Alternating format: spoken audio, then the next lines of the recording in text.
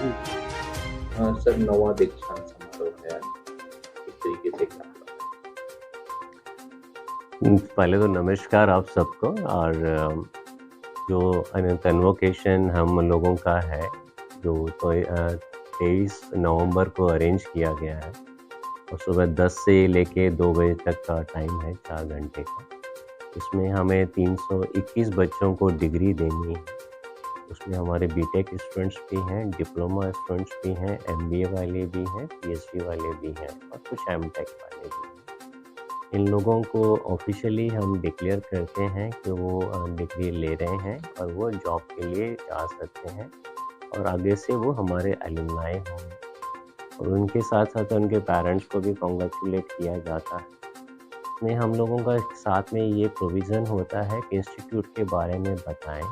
तो कुछ स्टूडेंट्स दिल्ली पास में भी मई-जून में चले गए, कुछ लोगों को पीएचडी 1 साल कल करीब-करीब 1 साल पहले मिली, तो हम लोगों को 1 साल का विवरण देना होता है, हम लोगों ने 1 साल में क्या किया, उसका डिस्क्रिप्शन दिया जाता है। जैसे हम लोगों ने लास्ट 1 साल में इंफ्रास्ट्रक्चर में बहुत ज़्यादा डेवलप किया। 4 हॉस्टल नए आ चुके हैं हमारे पास, एक आसाम में है, एक बैंगलोर में है और 2 जायस कैंपस में है। तो साथ में ये भी बताते हैं कि हम लोगों का फैकल्टी का ग्रोथ कैसे है। जैसे किस तरीके से पहले तो नमस्कार आप सबको। और जो कन्वोकेशन हम लोगों का है जो तो 23 नवंबर को अरेंज किया गया है और सुबह 10 से लेके 2 बजे तक का टाइम है, 4 घंटे का। इसमें हमें 321 बच्चों को डिग्री देनी है। उसमें हमारे बीटेक स्टूडेंट्स भी हैं, डिप्लोमा स्टूडेंट्स भी हैं, एमबीए वाले भी हैं, पीएचडी वाले भी हैं और कुछ एमटेक वाले भी हैं। इन लोगों को ऑफ़िशियली हम डिक्लेयर करते हैं कि वो डिग्री ले रहे हैं और वो जॉब के लिए जा सकते हैं और आगे से वो हमारे एलुमनाई होंगे। और उनके साथ-साथ उनके पेरेंट्स को भी कांग्रेचुलेट किया जाता है। इसमें हम लोगों का साथ में ये प्रोविज़न होता है कि इंस्टीट्यूट के बारे में बताएँ। तो कुछ स्टूडेंट्स दिल्ली पास में भी मई-जून में चले गए, कुछ लोगों को पीएचडी 1 साल कल करीब-करीब 1 साल पहले मिली, तो हम लोगों को 1 साल का विवरण देना होता है, हम लोगों ने 1 साल में क्या किया, उसका डिस्क्रिप्शन दिया जाता है। जैसे हम लोगों ने लास्ट 1 साल में इंफ्रास्ट्रक्चर में बहुत ज़्यादा डेवलप किया। 4 हॉस्टल नए आ चुके हैं हमारे पास, एक आसाम में है, एक बैंगलोर में है और 2 जायस कैंपस में है। उसमें साथ में ये भी बताते हैं कि हम लोगों का फैकल्टी का ग्रोथ कैसे है।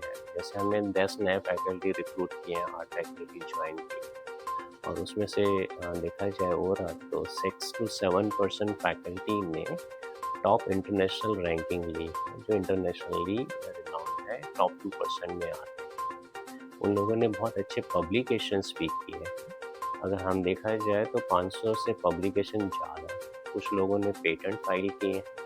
पेटेंट इसके लिए ज़रूरी ये होता है क्योंकि जब हम कंसल्टेंसी देते हैं, डिस्कशन करते हैं, तो सबसे पेटेंट करना बहुत ज़रूरी है। कुछ लोगों ने पायलट प्लांट भी लगाए हैं। तो जो पहले एक बोला जाता था कि एकेडमिक एक्टिविटी वाले इंडस्ट्री से ज़्यादा रिलेशन नहीं रखते हैं, हम उस को भी तोड़ रहे हैं। हम दे रहे हैं, जो हम पढ़ाते हैं वो इंडस्ट्री में भी लागू होता है। तो हम लोगों ने काफ़ी स्पॉन्सर्ड प्रोजेक्ट इंडस्ट्री से लिए हैं, जिनके करीब-करीब 24 करोड़ का बजट है। और ये दिखाता भी है कि हम लोग बहुत क्लोज़ली इंडस्ट्री के साथ इंटरेक्शन करते हैं।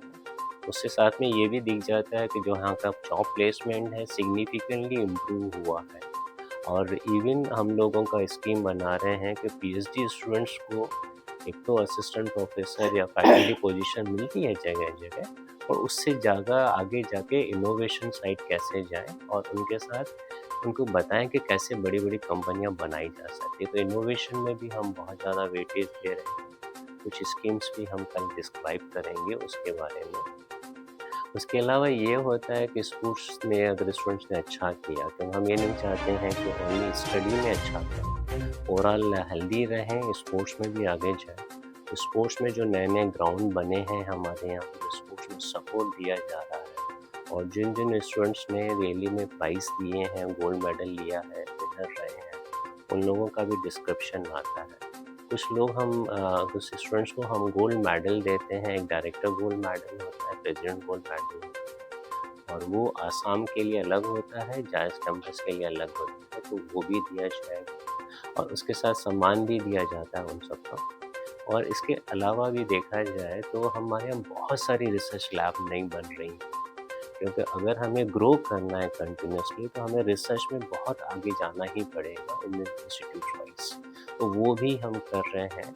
इवन बैंगलोर में हम 3 नई लैब खोल रहे हैं, वो भी इंडस्ट्री कोलैबोरेशन के साथ, जिसमें पैसा हम लगा रहे हैं बट इंडस्ट्री वालों से कंसल्टेंसी ले रहे हैं कि किस टाइप की फ्यूचर में नेक्स्ट 3 इयर्स 5 इयर्स में क्या क्या लैब आनी चाहिए इंडिया में, वो हम बना रहे हैं। जैसे हमारा क्लीन एनर्जी में बहुत बड़ा फोकस है।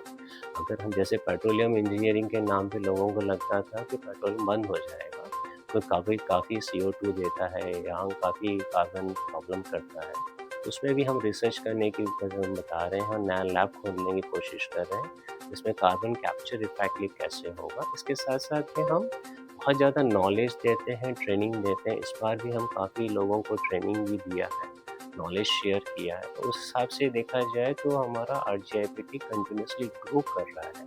बट ये कल हम पूरी ढंग से डिटेल में बताएंगे, जो हमारा कन्वोकेशन है उसमें सारी चीज़ें बताएंगे। इसके अलावा भी हम लोगों ने 3 जो बहुत वेल रिनाउंड पर्सनैलिटीज़ हैं उनको रिक्वेस्ट किया है हमारे बीच में रहने का। इसमें प्रोफेसर मांडे हैं जो पहले DG CSIR थे और सेक्रेटरी DSIR थे। वो बताएंगे कि उनका मोटिवेशनल स्पीच में क्या रहेगा, आगे कैसे मोटिवेट करेंगे स्टूडेंट्स को। साथ साथ में एक सपना जी हैं जो HPCL से हैं, वो डायरेक्टर HR भी हैं, चीफ जनरल मैनेजर भी हैं। वो भी बता सकते हैं कि स्टूडेंट्स को कैसे आगे जाना है। रीज़न भी 20-25 साल के बाद कैसा चेंज आता है, एटलीस्ट वो बताएंगे।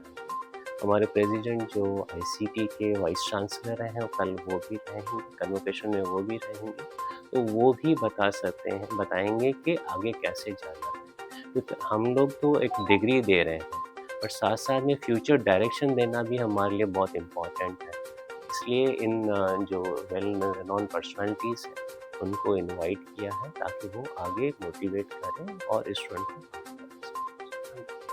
GIPT ने ऊर्जा शक्ति का सम्मान देने के लिए बुलाया है। मैं निदेशक मानव संसाधन इंडियन ऑयल कॉर्पोरेशन लिमिटेड से हूँ।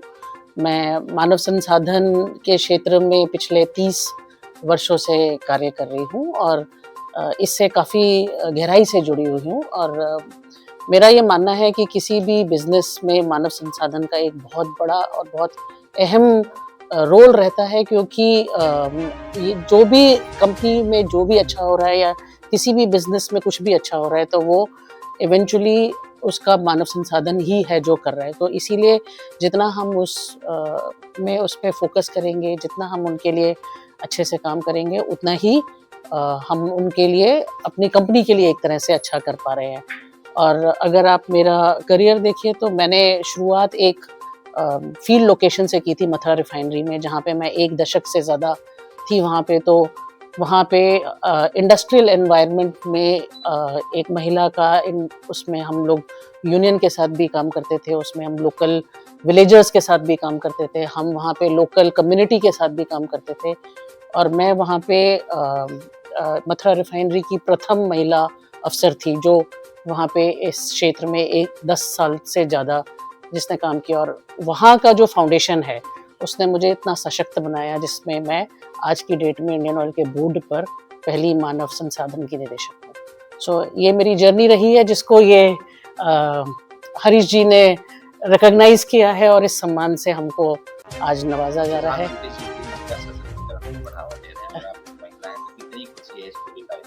ओ, खुशी का तो कोई सीमा नहीं है, क्योंकि जब भी कोई सम्मान किसी महिला को मिलता है तो उस महिला को जितनी खुशी अपने लिए होती है, उसको इससे ज़्यादा खुशी इस चीज़ से होती है कि और जाने कितनी महिलाएं इससे प्रेरित होंगी, कितनी महिलाएं निकल के बाहर आएंगी। और अगर हम किसी एक की भी ज़िंदगी को छू के उसको बदल सकते हैं तो ये हमारे लिए उससे भी बड़ा सम्मान होगा। नई युवा महिलाओं को क्या मैं नई युवा महिलाओं को ये संदेश देना चाहती हूँ कि आज के देश में, हमारे देश में महिलाओं को के लिए अपॉर्चुनिटी उतनी ही है जितनी ही किसी मेल के लिए है। और उनको अपने आप को किसी से कम नहीं समझना चाहिए। उनको कभी भी अपने आप को एक महिला जान के पीछे नहीं हटना चाहिए। अगर वो अपने आप को बराबर मानेंगी तो वो और भी अच्छा कर पाएंगी। क्या लगता है आज के मौजूदा माहौल में महिलाएं पीछे हैं? महिलाएं पीछे नहीं है, समाज को आगे बढ़ना है। महिलाएं तो आगे ही हैं और कोशिश भी जारी है, लेकिन समाज को उनको आगे और बढ़ावा देना है और समाज को आगे बढ़ना है।